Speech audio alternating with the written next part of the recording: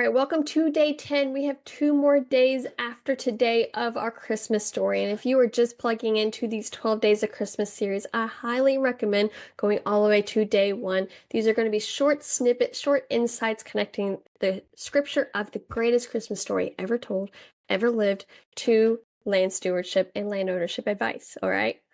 And today we're going to be in Matthew chapter 2, verses 9 through 12. It says, "After listening to the king, they went on their way, and behold, the star that they had seen, when it rose, went before them until it came to rest over the place where the child was. When they saw the star, they rejoiced exceedingly with great joy. And going into the house, they saw the child with Mary, his mother, and they fell down and worshipped him. Then opening their treasures, they offered him gifts, gold and frankincense and myrrh. And being warned in a dream not to return to Herod, they departed to their own country by another way." We've talked about so many of the different characters and crucial components of the Christmas story, from Caesar Augustus, the decree, Joseph, Mary, the shepherds, the simple signs of the baby Jesus.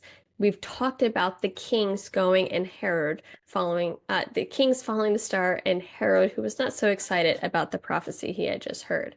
And we are back to these kings, okay? The kings have just finished listening to the king. They went on their way, and they gave their gifts, and then they were turning home a different way than passing by King Herod.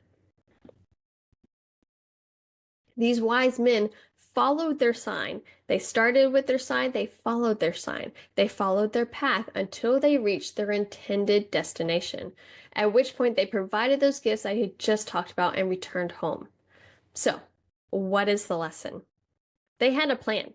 They knew what path they wanted to take and what they wanted to find at the end of this particular journey. They knew where they were going. They knew what they were looking for, and they followed that plan. They were not unprepared for the journey itself, but also the purpose of going. So they went. It was a long journey, and it doesn't say everything that they packed, but I imagine they packed water, they packed food, they packed whatever necessities they needed to actually execute this journey. But they also planned for the purpose. They brought gifts of worship. They didn't just go and say, "Yay, baby Jesus," right? They went to worship and provide gifts. They had the purpose of the journey, and they went and executed it.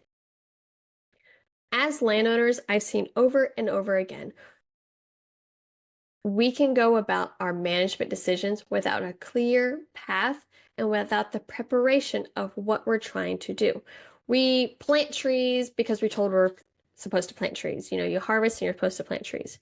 We harvest timber because someone knocked on the door and said, "Hey, you got some good timber. Maybe I'm around the corner. Would you like to sell?" And you're like, "Yeah, sure. It's been 30 years. Why not?"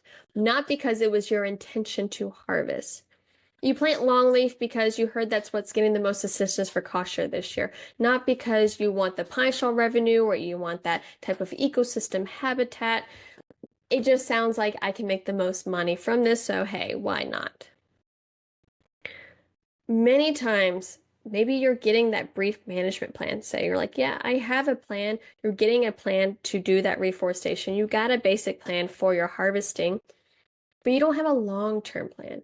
You don't know how this plan, this immediate of we will disc, we will root rake, we will spray, we will burn, we will plant at a 6x12 spacing, whatever it may be. You don't have the details of this plan to help you get to that ultimate vision. They're not connecting. You do one thing with no understanding of how it's going to help you on that overall journey. This is when understanding your true goals, that why factor that I so often have talked about in previous podcast episodes and previous lessons. What is the purpose for your land? We need to understand what that is. Whew. A bird just ran to the window. We need to understand what the purpose of your land is to help understand how to prepare for that. I mean, I think it still would have been a miraculous story if the kings went and they just simply worshiped baby Jesus, and to give their praise. And Mary probably would have pondered that in her heart.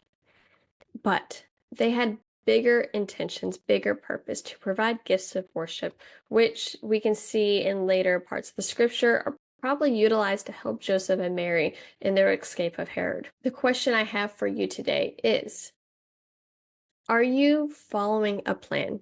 Do you know the path that you're trying to take for your land? Are you following your star?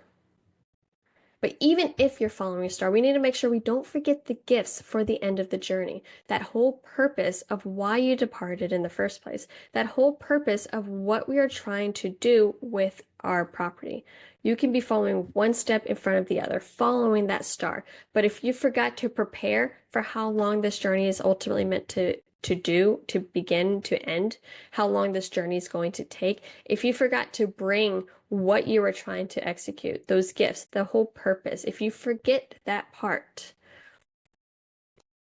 you're going to fall short ultimately. And so before you get started, before you depart from your place, I want you to focus on and remember, what am I trying to do? Why are we going there? And prepare for that type of journey. All right, we are almost to the end of our story. We have 2 more days, and I hope you're enjoying these quick, short insights connecting the Christmas story and scripture to our land stewardship responsibilities. And I will look forward to talking to you tomorrow.